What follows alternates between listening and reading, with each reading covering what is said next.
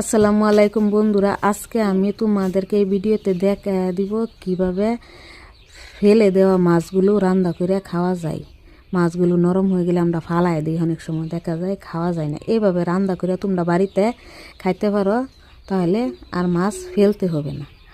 তা আমি কিভাবে রান্না করব তোমরা পুরো ভিডিওটা দেখবা। আর এই পাতাগুলো কারা কারা চিনো অবশ্যই কমেন্টের মাধ্যমে জানাইবা।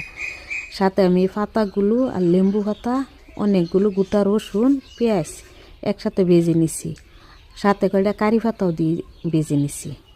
যেহেতু মাছটা গন্ধ হয়ে গেছে সেই কারণে আমি বেছে রেখা মাছগুলো তেলের মধ্যে দিয়ে ভালো করে ভাজা নিব। মরিচের গুঁড়ো, হলদির গুঁড়ো, জিরা গুঁড়ো, লবণ একসাথে দিয়ে একটু ভেজে নিয়ে তারপরে পানি দিয়ে কষাই নিতেছি। আমি এই পাতা কুচানো পাতাগুলোকে লবণ দিয়ে কেসলে দিয়ে দিছি মাছের সাথে, লাড়াচাড়া করে নিবাম। এই পাতাগুলো দিলে গন্ধ হয় না। তোমরা কারা কারা এই পাতাগুলো চিনো অবশ্যই কমেন্টের মাধ্যমে জানাইবা। গরম ভাতের সাথে বেশ ভালো।